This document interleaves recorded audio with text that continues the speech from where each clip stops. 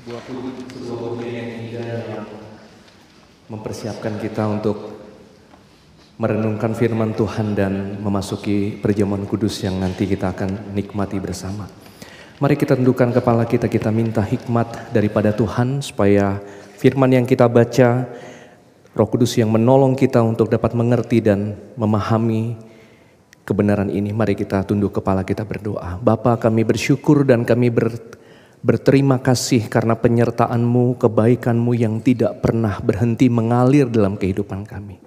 Kami bersyukur untuk kebaikan Tuhan yang tidak pernah gagal menjumpai kami orang-orang yang penuh dengan kesalahan, penuh dengan dosa, penuh dengan kegagalan, tapi Engkau tetap mendatangi kami dan Engkau tetap merangkul kami, memberikan anugerah-Mu kepada kami.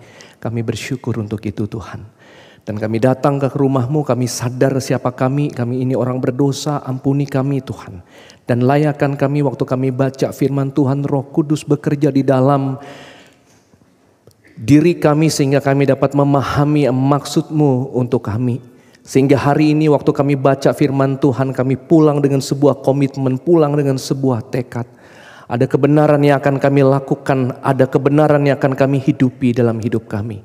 Sebab itu urapilah hamba-Mu, mampukan untuk dapat menyampaikan dengan bahasa yang sederhana.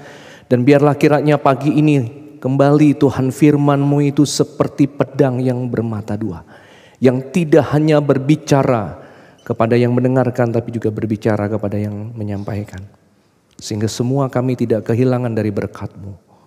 Terpuji nama-Mu Bapa, dalam nama Tuhan Yesus kami berdoa. Amin. Shalom jemaat yang terkasih. Saudara, kita bersyukur karena ini adalah minggu pertama dari paruh kedua dari tahun 2025. Itu berarti tahun 2025 sudah kita lewati setengahnya saudara. Kita bersyukur Tuhan Yesus itu baik. Saudara, silakan berdiri dan kemudian boleh salami satu dengan yang lain. Katakan Tuhan Yesus itu baik. Ya, Tuhan Yesus itu baik.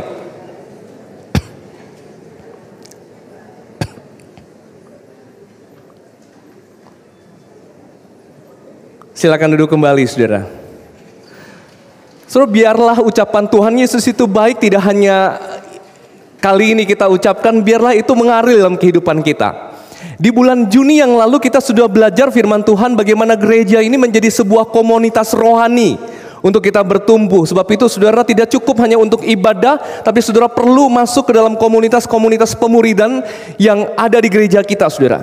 Supaya saudara tidak menjadi seorang lone ranger, seorang seorang Kristen yang sendirian. Saudara perlu teman rohani, saudara perlu orang tua rohani, saudara perlu kakak rohani untuk dapat bertumbuh saudara bersama-sama. Saudara juga perlu membimbing orang lain yang akan menjadi adik-adik rohani saudara. Dan anak-anak yang bisa jadi Tuhan berikan kepada Bapak Ibu adalah anak-anak rohani saudara. Tidak hanya anak-anak jasmani. Biarlah itu menjadi sesuatu yang memang akan kita hidupi dalam hidup kita saudara. Dan di bulan Juli ini kita akan membahas seri khotbah yang baru, Overflowing Goodness. Kebaikan yang melimpah saudara. Bagaimana kita akan belajar menjadi saluran berkat daripada Allah ya. Allah yang kita sembah di dalam Kristus adalah Allah yang melakukan kebaikan. Amin. Kebaikan itu adalah karakter Allah yang harusnya juga ada pada kita.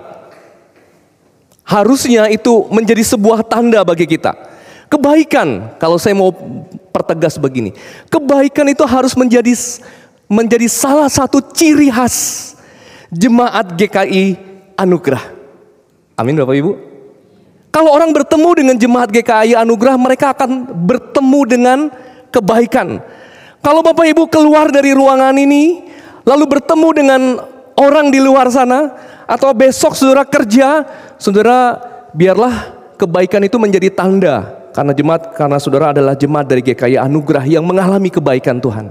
Sebab itu selama bulan Juli ini kita akan belajar bagaimana kita menjadi saluran kebaikan Allah itu. Sehingga orang lain dapat mengalami kehadiran Allah secara nyata melalui hidup kita. Saudara, Allah itu baik, tapi Dia mau memakai kita untuk menyalurkan kebaikannya. Dan minggu pertama ini tugas saya yang akan menjelaskan terkait dengan sumber kebaikan yang melimpah dalam hidup kita. Temanya adalah God's unfailing goodness, kebaikan Tuhan yang tidak pernah gagal. Saudara, mari saya undang untuk kita membuka Alkitab kita dari Keluaran 34. Keluaran 34 ayat 1 sampai ayat 9. Nanti kita akan fokus di ayat 6 dan ayat 7. Saudara boleh lihat Alkitab yang ada di handphone saudara, atau kalau saudara bawa Alkitab seperti saya, Keluaran 34 ayat yang pertama sampai ayat yang ke-9, saya bacakan buat kita semua. Dua loh batu yang baru. Berfirmanlah Tuhan kepada Musa, pahatlah dua loh batu, sama seperti yang semula. Aku akan menulis pada loh-loh itu segala firman yang ada pada loh-loh yang semula, yang telah engkau hancurkan. Bersiaplah menjelang pagi dan naiklah ke Gunung Sinai pada waktu pagi. Berdirilah di sana menghadap aku di puncak gunung itu. Ayat ketiga, jangan ada seorang pun naik bersamamu. Seorang pun juga tidak boleh terlihat di seluruh gunung itu. Bahkan kambing domba dan lembu tidak boleh merumput di dekat gunung itu. Lalu Musa memahat kedua loh batu itu sama seperti yang semula. Ia bangun pagi-pagi dan naik ke Gunung Sinai seperti yang diperintahkan Tuhan kepadanya. Kedua loh batu itu ia bawa di tangannya. Tuhan turun dalam awan, lalu berdiri bersama Musa di sana dan menyerukan nama Tuhan. Kemudian Tuhan berlalu di hadapannya sambil berseru, Tuhan, Tuhan, Allah penyayang penyayang dan pengasih, panjang sabar, berlimpah kasih dan kesetiaannya, yang meneguhkan kasih setianya kepada beribu-ribu orang, yang mengampuni kesalahan, pelanggaran, dan dosa, tetapi sekali-kali tidak membebaskan orang bersalah dari hukuman, yang membalas kesalahan bapa kepada anak cucunya, sampai kepada keturunan yang ketiga dan keempat. Musa lalu berlutut sampai ke tanah dan sujud menyembah. Ia berkata, jika aku mendapat kemurahan hati-Mu ya Tuhan, berjalanlah beserta kami ya Tuhan. Memang bangsa ini tegar tengkuk, tetapi ampunilah kesalahan dan dosa kami, dan jadikanlah kami milik-Mu. Saudara, pernahkah saudara mendengar orang berkata kalimat ini? Kalau orang lain baik kepada saya, maka saya akan baik kepada orang tersebut. Pernah saudara? Atau mungkin saudara pernah yang mengatakan kalimat ini?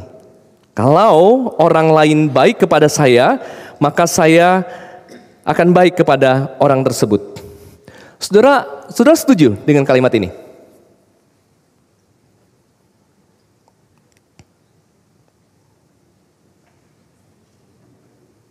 Saya bertanya saudara.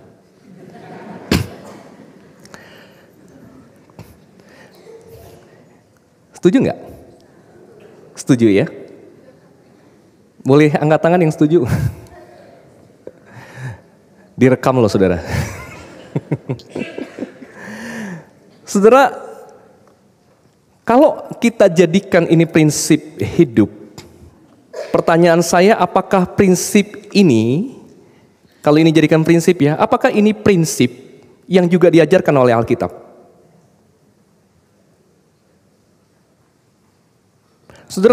Saudara, tanpa kita sadari, bisa saja kita menghidupi prinsip hidup yang sebetulnya tidak diajarkan oleh Alkitab, tapi mungkin itu berasal dari sekeliling kita, lingkungan kita, atau mungkin sebuah tradisi yang diturunkan turun-temurun, dan waktu kita percaya kepada Kristus, kita jadi orang percaya, kita tidak pernah memikirkannya secara sungguh-sungguh. Saudara, apa masalahnya dengan kalimat ini? Apa masalahnya? Masalahnya saudara, masalahnya adalah kebaikan ini adalah kebaikan yang bersyarat. Betul? Ada syaratnya saudara. Kebaikan yang diberikan itu tidak gratis, tidak cuma-cuma, ada harga yang harus dibayar. Kalau kamu baik, maka aku baik. Tapi bagaimana saudara kalau suatu hari kita melakukan kesalahan? Kalau kita gagal untuk kemudian membalas kebaikan yang diberikan? Apa yang akan terjadi? Berhentilah kebaikan itu, saudara. Betul? Karena kadangkala kita tidak bisa membalas kebaikan orang lain karena mungkin ada hal-hal tertentu, bukan kita tidak mau balas, tapi ada keterbatasan untuk itu. Bayangkan kalau kita orang percaya, orang yang sudah mengalami Tuhan dalam hidup kita, kebaikan Tuhan yang tidak pernah habis dalam hidup kita, lalu kemudian kita bertindak tidak sama seperti Allah. Kebaikan kita menjadi kebaikan yang bersyarat. Saudara, kalau kebaikan yang bersyarat ini diterapkan hanya sebatas dalam relasi pertemanan, bisa jadi kerusakannya tidak seberapa, saudara. Kerusakannya tidak seberapa. Tapi bayangkan bagaimana kalau kebaikan yang bersyarat ini itu diterapkan dalam kehidupan pernikahan. Apa yang akan terjadi dalam pernikahanmu? Saudara, saya pernah punya teman pacaran mungkin sekitar gak sampai 2 tahun, lalu putus. Waktu putus, cowoknya mengeluarkan sejumlah tagihan selama mereka pacaran. Sang wanita kaget, saudara. Ternyata tagihannya banyak. Jadi selama ini waktu makan bersama cowoknya traktir itu tidak gratis. Waktu nonton bareng, ya, nonton bareng, setiap kali nonton si cowok catat. Itu nonton bukan nonton gratis, itu nonton berbayar, saudara. Waktu putus, semua ditagihkan kepada dia.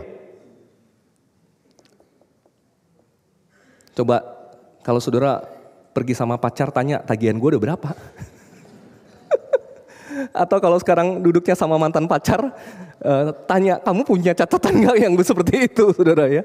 Nanti kalau terjadi sesuatu ditagihkan kepada saudara. Itu kalau kebaikan bersyarat. Puji Tuhan kalau teman saya itu kemudian tidak jadi menikah dengan orang itu. Aduh, bayangkan saudara kalau itu terjadi ya. Bapak ibu yang punya anak sedang pacaran, ya, pacarnya panggil dulu di rumah. Kamu buka nggak tagihan seperti ini? Nanti anakmu nggak bisa bayar, bapaknya yang bayar, bukan? Saudara, bagaimana kalau kebaikan bersyarat itu kita terapkan dalam keluarga? Misalnya dalam relasi antara orang tua dan anak. Bayangkan kalau kemudian papa bilang begini, semua biaya hidupmu dari kecil sampai kamu kemudian bisa kerja, jangan lupa bayar ya. Bayar. Catatannya ini catatannya beserta dengan bunganya. Saudara, itu yang terjadi kalau anak dipandang sebagai investasi masa depan. Betul? Karena seringkali tanpa kita sadari kita punya harapan nanti kalau saya tua maka anak-anaklah yang akan kemudian urunan untuk membiayai hidup saya. Mungkin tidak terlalu salah saudara, tetapi itu juga adalah sebuah kebaikan bersyarat kalau itu datangnya dari kita sebagai orang tua. Itu sebabnya mungkin saya pikir-pikir mungkin pepatah dulu yang berkata banyak anak banyak rezeki. Di balik dari perkataan itu saudara ada hal ini. Karena nanti kalau kita punya banyak anak, waktu kita tua kita punya investasi yang banyak. Saudara, itu adalah kebaikan yang bersyarat. Dan kita tahu bahwa bukan seperti itu kebaikan yang mau kita terapkan dalam kehidupan kita, saudara. Tapi pertanyaannya, kebaikan seperti apa yang Alkitab ajarkan? Saudara, mari saya ajak untuk kita pelajari lagi firman Tuhan yang tadi kita sudah baca. Kebaikan seperti apa yang Allah ajarkan melalui firman-Nya, saudara. Sudah di pasal 34 yang tadi kita baca, saudara ya. Itu sebetulnya adalah menurut beberapa ahli biblika itu adalah pusat pengajaran teologi yang diajarkan kitab Keluaran. Jadi kalau saudara baca 40 pasal dari kitab Keluaran, pusat pengajarannya itu, doktrinnya itu ada di ayat 34 ini. Ringkasannya itu ada di sana. Saudara, dalam dalam dua pasal sebelumnya, kalau saudara tahu peristiwa ini pasti tahu saudara ya. Ini adalah peristiwa terkait pasal 32 sampai 34. Ini adalah peristiwa yang menceritakan bagaimana orang Israel itu ada di Gunung Sinai. Bagaimana umat Israel itu tidak sabar menunggu Musa yang sedang berada di atas Gunung Sinai. Lama sekali ditunggu-tunggu, tidak turun-turun. Mereka sampai bingung, nih Musa ngapain di atas? Mungkinkah dia sudah mati? Mungkinkah dia sudah tidak ada lagi? Lalu bagaimana dengan kita? Lalu kemudian saudara, mereka memaksa mendorong Harun membuat satu ilah yang katanya memimpin mereka dari perbudakan. Saudara, peristiwa inilah yang kita kenal dengan golden calf atau anak lembu emas. Dalam peristiwa itu Allah marah besar sehingga hampir saja dia memusnahkan semua orang Israel dan kemudian membentuk umat yang baru dari keturunan Musa. Jadi di peristiwa itu hampir saja Tuhan kemudian memusnahkan semua bangsa Israel. Dia lenyapkan semua bangsa Israel. Lalu dia berkati si Musa ini, dan dari keturunannya lah akan mengalir sebuah umat yang baru. Perkataannya kalau saudara baca di pasal 32, perkataannya sama seperti ketika Tuhan berbicara memberkati Abraham. Hampir saja Musa itu menjadi Abraham yang kedua, saudara. Saudara, di dalam peristiwa ini seorang ahli biblika, kemudian Peter Enns namanya, saya membaca tafsirannya ketika merenungkan firman Tuhan ini, dia berkata begini, dengan menghancurkan loh batu yang padanya tertulis hukum yang tidak lain ditulis oleh jari Allah, hukum itu secara simbolis dibatalkan. Tindakan Musa menyampaikan kepada orang Israel bahwa jika mereka tidak siap menaati hukum itu, maka mereka tidak layak memilikinya. Jadi waktu Musa turun, kalau saudara perhatikan ayat ini ya, Musa itu kemudian berdoa kepada Tuhan, saudara. Ya, dia berdoa kepada Tuhan. Tapi waktu dia turun ke sana, sebagai seorang nabi Allah, dia merepresentasikan, mewakili apa perasaan yang ada pada Tuhan. Makanya kemudian saudara, dua loh batu itu dia lempar, dia pecahkan.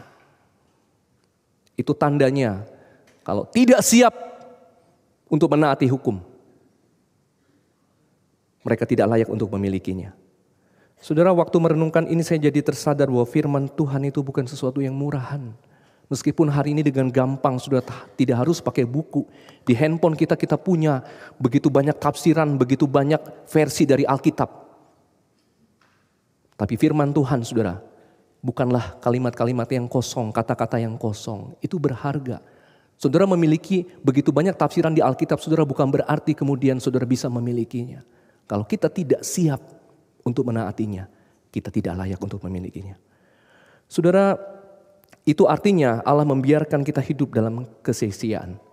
Ada Alkitab yang perkataan Tuhan yang lain, ada orang yang mendengar tapi tidak mengerti. Ada orang yang mungkin pergi ke gereja dengerin khotbah banyak tapi tidak mengerti, tidak dihidupi karena memang mungkin kita tidak siap untuk melakukannya. Saudara, umat Tuhan waktu itu sangat keterlaluan. Mereka itu adalah orang-orang yang meminta, kalau saudara lihat perjalanan mereka, saudara ya. Mereka itu adalah orang-orang yang meminta tolong, berteriak-teriak dilepaskan dari perbudakan. Lalu Tuhan menolong mereka, dilepaskannya dari perbudakan. Lalu orang-orang ini dituntunnya berjalan menuju tanah perjanjian. Tidak hanya dilepaskan lalu dibiarkan begitu saja, tidak. Dituntunnya, dipimpinnya, diberkatinya dengan sebuah janji bahwa nanti mereka akan memiliki tanah perjanjian yang betul akan menjadi milik mereka, saudara. Lalu orang-orang ini waktu dituntun memasuki tanah perjanjian, diberikan firman Tuhan supaya keberadaan mereka untuk menjadi berkat bagi bangsa-bangsa itu tidak hilang. Firman itu menolong kita punya kualitas hidup yang baik supaya ketika orang melihat umat Tuhan, maka kemudian mereka datang sujud kepada Tuhan. Tetapi saudara, apa yang terjadi? Mereka kemudian malah menciptakan berhala. Justru berhala itu diciptakan pada saat Tuhan akan memberikan firman Tuhan. Apa yang mereka lakukan itu sama persis seperti apa yang dilarang pada hukum yang kedua. Apa bunyi hukum kedua dari 10 hukum, saudara? Jangan ada padamu. Bukan, itu yang pertama. Jangan membuat bagimu patung. Itu, saudara. Justru itu yang dilakukan umat Tuhan pada Tuhan. Ini ibarat seorang anak yang diberikan susu semasa kecilnya, dibesarkan dengan begitu baik. Tapi waktu dia besar, waktu dia bisa mandiri, lalu dia belikan air got kepada orang tuanya. Anak yang tidak tahu bagaimana caranya membalas kebaikan orang tuanya. Seperti itulah umat Tuhan pada waktu itu, saudara. Ini sama seperti mungkin teman bisnis yang udah kaya keluarga kita anggap. Anak-anak kita kemudian juga berteman dengan anak-anaknya. Tetapi waktu kita susah, orang ini lebih kejam dari musuh. Bisa jadi beberapa dari kita pernah mengalaminya. Saudara, kalau Tuhan seperti kita, kalau Tuhan seperti saudara, kira-kira apa yang dilakukan? Dikasihi, ditolong, dituntun, lalu kemudian malah menyembah berhala. Malah serupa lagi seperti bangsa-bangsa yang bangsa Mesir dan yang lainnya. Saudara, pasti yang kita lakukan kebaikan yang bersyarat. Pasti, tadi kelihatannya ya, Tuhan itu marah kemudian mau menghancurkan semua. Kelihatannya seperti itu. Saudara, ada orang yang menafsirkan, kita bingung nih, bagaimana kayaknya Tuhan tuh menghukum, menghancurkan, dan Musa kemudian berdoa baru dikabulkan. Enggak seperti itu menafsirkannya. Tapi Tuhan memang menunjukkan satu emosi kekesalan, kemarahan yang luar biasa kepada umat yang tidak pernah rasanya berterima kasih dengan kebaikan yang sudah diberikan. Kadang-kadang saudara, bisa jadi itu adalah hidup kita. Saudara, waktu kita memahami, waktu kita belajar untuk memahami kalimat demi kalimat, saudara ya, Tuhan itu baik dan pusatnya ada di ayat 6 dan 7. Dan Tuhan bilang begini, ambil 2 loh batu yang baru, bawa, tulis semula. Dengan kata lain, memang orang ini tidak layak untuk mendapatkan firman Tuhan, tapi aku akan berikan juga. Itu tanda ada inisiatif dari Tuhan untuk memulihkan perjanjian kepada umatnya. Saudara, kalau saudara baca Keluaran 34 ayat 6 dan 7, ya, di awal sekali ada kalimat begini. Saya ambil dalam terjemahan bahasa Indonesia masa kini. Aku Tuhan adalah Allah yang penuh kemurahan hati dan belas kasihan. Lalu dilanjutkan, kasihku berlimpah-limpah, aku setia dan tidak lekas marah. Artinya waktu Tuhan marah itu udah keterlaluan banget. Aku tetap mengasihi beribu-ribu dan seterusnya, saudara. Waktu saya teliti ayat ini, saudara, kalimat aku Tuhan adalah Allah yang penuh dengan kemurahan hati dan belas kasihan. Kata yang saya berikan warna yang berbeda itu kemurahan hati dan belas kasihan. Itu disebutkan dengan kalimat dalam bahasa Ibrani disebutkan dengan rahum wehanun, compassionate and gracious. Rahum itu adalah kata sifat, saudara. Dan kata bendanya apa? Rehem. Dan kita menyebutnya mungkin adaptasi dari bahasa Arab, rahim, wom. Para ahli biblika menyimpulkan kata ini menunjukkan kepada kasih seorang ibu, motherly compassion, belas kasihan, kasih seorang ibu kepada anaknya. Saudara, ini senada seperti apa yang diucapkan oleh Yesaya 49 ayat 15. Yang berkata, Tuhan menjawab katanya, mungkinkah seorang ibu melupakan anaknya dan tidak menyayangi anak kandungnya? Sekalipun dia melupakannya, aku tak akan melupakannya. Permisi tanya kepada para ibu, mungkinkah ibu-ibu melupakan anaknya? Mungkinkah ibu-ibu? Bapak-bapak aja enggak kayaknya. Betul enggak? Tapi permisi tanya, adakah hal tertentu yang dilakukan sang anak sampai kemudian Anda sebagai ibu tidak lagi menyayangi anak itu? Ada? Kalau ada, Tuhan bilang begini, sekalipun ada ibu yang bisa tidak mengasihi anak kandungnya lagi, aku tidak akan melupakan kamu. Artinya kasih Tuhan itu melebihi kasih seorang ibu. Saudara, jadi apa yang Allah ingin sampaikan melalui kebenaran firman Tuhan ini? Ini yang ingin Tuhan sampaikan kepada kita. Meski kita sering gagal dan jatuh dalam dosa, kasih dan keadilan Allah itu tetap menjadi dasar pembaruan hidup kita, saudara. Dia memanggil kita untuk datang kembali dan hidup setia di dalam kasih karunia-Nya. ini dasar kasih kita, kebaikan kita harus memang adalah kasih dan keadilan Tuhan, bukan diri kita. Saudara, kapan kita berdosa dan Allah menolak kita? Kapan kita bikin dosa lalu Tuhan kemudian tolak kita? Nggak pernah, bukan? Adakah kisah di dalam Alkitab di mana ada orang yang berdosa lalu datang kepada Allah dan ditolak Allah? Nggak ada, saudara.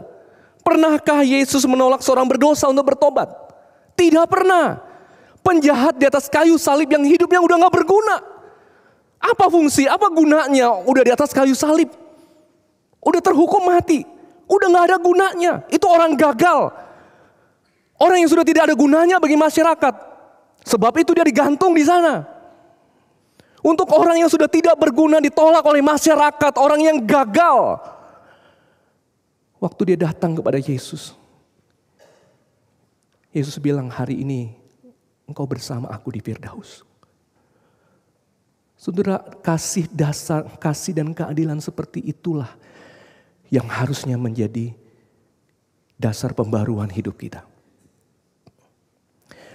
Sebab itu kalau kita bicara kebaikan, dasarnya bukan diri kita. Kebaikan itu tidak berawal dari diri kita. Segala kebaikan apapun yang kita lakukan tidak berawal dari diri kita. Kebaikan itu berawal dan berpusat kepada Allah Tritunggal. Kalau kebaikan itu berawal pada diri kita, kebaikan itu akan selalu mencari untung bagi diri, saudara. Egosentris, kebaikan yang bersyarat tadi yang saya bilang. Kalau kebaikannya pusatnya adalah pada diri kita, saudara. Kita jadi dasarnya. Maka di titik tertentu dalam hidup kita, kita tidak akan mampu lagi untuk berbuat baik. Ada di titik tertentu di mana kita rasanya sudah habis, tidak punya kebaikan lagi. Kalau pusatnya adalah diri kita. Mungkin ada orang yang tidak termaafkan. Dan disitulah kita bilang, stop di sini, kebaikanku berhenti. Tapi mungkin juga kita tidak bisa melakukan kebaikan karena kita melihat diri kita yang tidak punya apa-apa. Tapi kalau orang itu datang kepada Tuhan, tidak punya apa-apa pun, kebaikan itu tetap bisa mengalir dalam kehidupannya. Amin Bapak Ibu. Saudara, sebab itu kita tidak bisa mendasarkan segala kebaikan kita pada diri kita. Firman Tuhan mengingatkan kembali kepada Allah.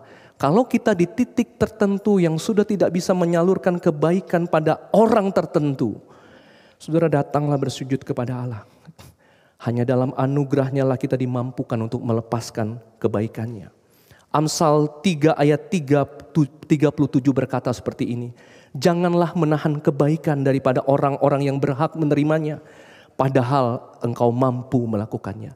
Saya yakin kalimat itu ditujukan kepada orang-orang yang mungkin saja merasa tidak mampu lagi. Tapi di dalam Tuhan, Tuhanlah yang memampukan. Jadi saudara, apa yang harus kita lakukan? Saudara, Paulus terkait dengan kebaikan, Paulus pernah menegaskan dalam pengajarannya dalam 2 kalimat, dalam 2 ayat. Memang kamu dahulu adalah kegelapan, tetapi sekarang kamu adalah terang di dalam Tuhan. Sebab itu hiduplah sebagai anak-anak terang. Karena terang apa saudara? Berbuahkan kebaikan. Kalau kita dipanggil Tuhan, sudah dipulihkan hidupnya, kita betul milik Tuhan. Tuhan bilang karena terang hanya berbuahkan kebaikan. Jangan berhenti berbuat baik. Karena Tuhan sudah mengubahkan hidup kita, saudara. Kebaikan, keadilan, kebenaran. Dan ujilah apa yang berkenan kepada Tuhan. Jangan kita dikalahkan oleh kejahatan. Tetapi kalahkanlah kejahatan itu dengan kebaikan. Kejahatan apa yang saudara sudah terima dalam hidup yang menghalangi engkau untuk berbuat baik? Firman Tuhan dengan tegas berkata, kalahkan kejahatan itu dengan kebaikan. Karena sumber kebaikan kita adalah Tuhan. Amin saudara.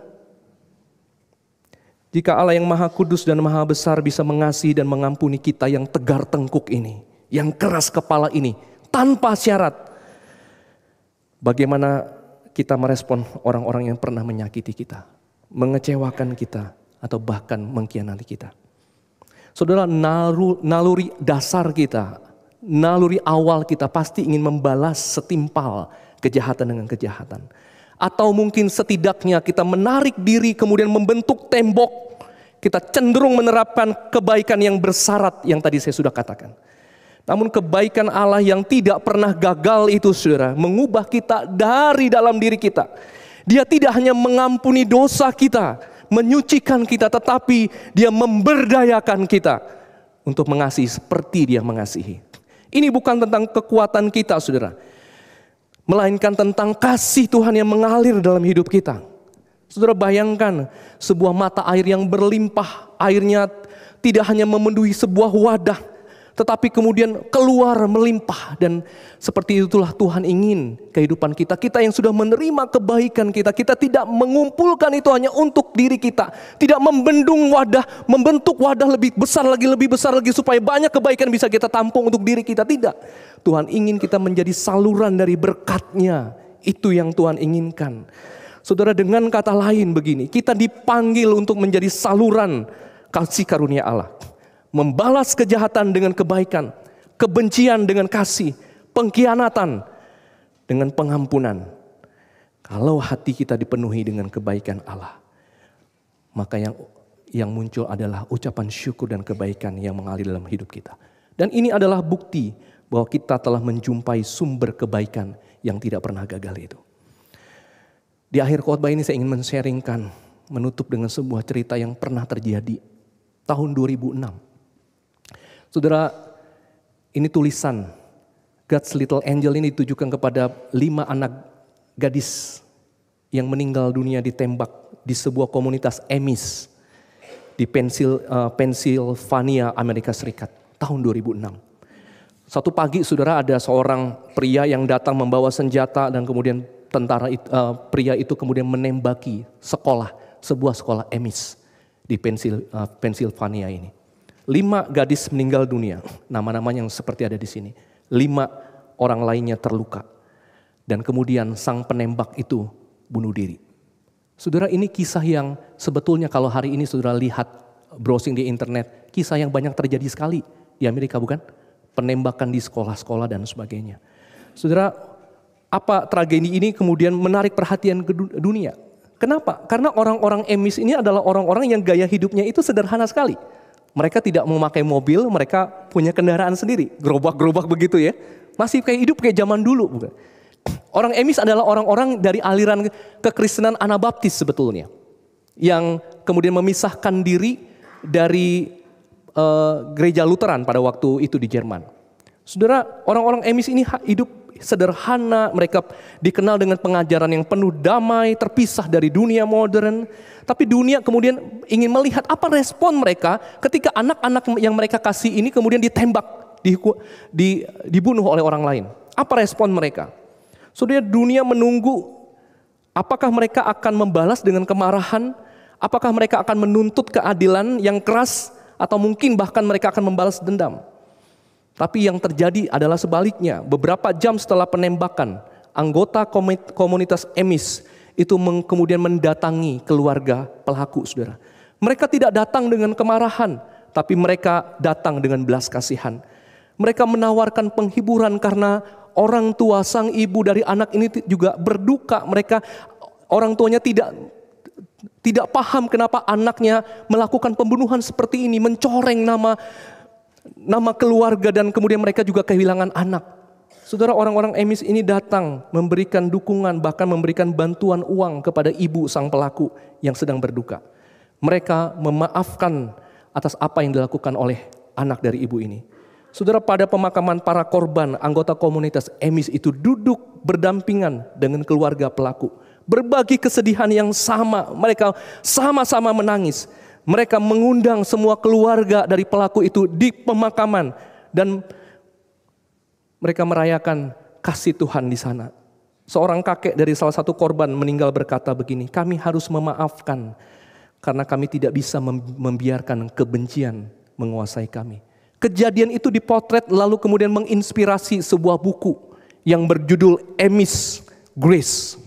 Di buku ini dikisahkan, digali bagaimana kemudian seorang Amish bisa menyalurkan berkatnya, membalas kebaikan, membalas kejahatan dengan kebaikan. Apakah itu yang menjadi gaya hidup seorang Amish? Saudara, di buku ini dikatakan begini, the Amish did not forgive because it was easy or natural. Forgiveness itu susah, nggak gampang. Tapi dikatakan kenapa mereka mengampuni? Mereka mengampuni karena iman mereka memaksa mereka untuk menaati perintah Yesus agar mengampuni. Dengan melakukan itu, dalam buku ini ditulis, they became channels of God's grace to a watching world. Dunia sedang melihat kita, apa yang dilakukan oleh orang Kristen, saudara. Berhentilah menjadi orang Kristen yang kemudian dunia lihat, tuh lihat orang Kristen sama. Orang-orang emis menolak untuk hal seperti itu.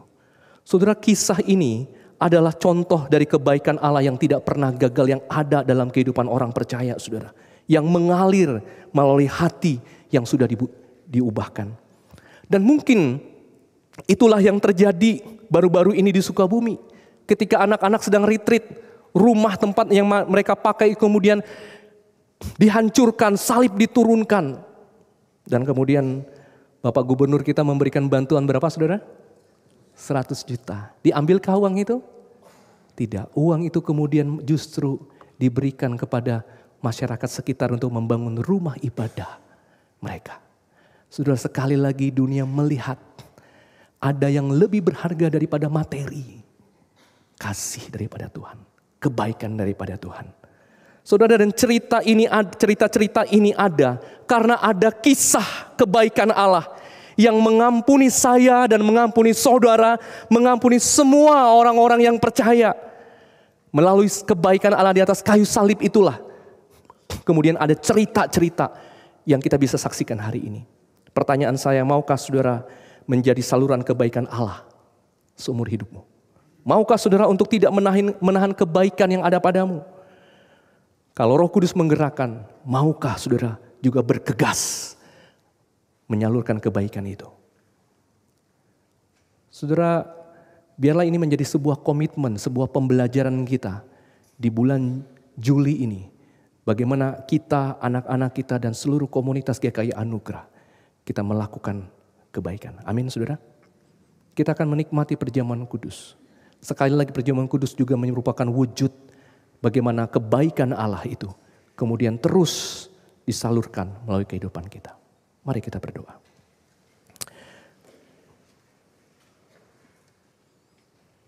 Saya berikan waktu saudara berdoa di hadapan Tuhan. Kalau saudara berada pada satu titik, dan titik itu adalah titik di mana saudara sudah berhenti untuk berbuat baik pada orang tertentu, datanglah kepada Tuhan. Sujudlah kepadanya. Mintalah pengampunan daripadanya. Mintalah kekuatan daripadanya. Supaya saudara mampu untuk berbuat baik untuk orang itu. Atau berdoalah. Supaya Tuhan terus memampukan saudara untuk melakukan kebaikan. Kepada siapapun yang ada di sekeliling saudara. Berdoalah supaya kebaikan itu menjadi sebuah nilai dalam keluargamu. Sebuah tanda di dalam relasimu. Saya berikan waktu saudara berdoa di hadapan Tuhan.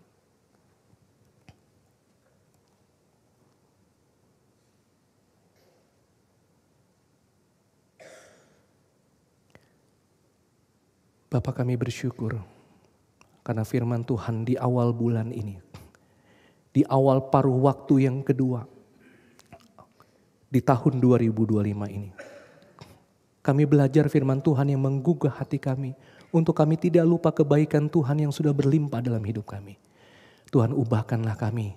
Sehingga orang-orang lain yang ada di sekitar kami merasakan kebaikan Allah yang mengalir dalam hidup kami. Engkau yang memberikan kami kemampuan untuk menyalurkan itu. Sehingga ada orang-orang yang berkata, memuji Tuhan karena apa yang kami lakukan. Biarlah kami dapat berkata kebaikan yang kami lakukan bukan karena kami, karena Tuhan. Dan kami bersyukur untuk firman Tuhan ini. Biarkanlah kebaikan menjadi tanda bagi jemaat ini Tuhan. Kemanapun kami melangkah, biarkanlah orang mengetahui bahwa jemaat GKI Anugerah adalah orang-orang yang melakukan kebaikan yang bersumber dari Allah. Terpuji namamu Bapa, dalam nama Yesus kami berdoa. Amin. Kita akan menikmati perjamuan.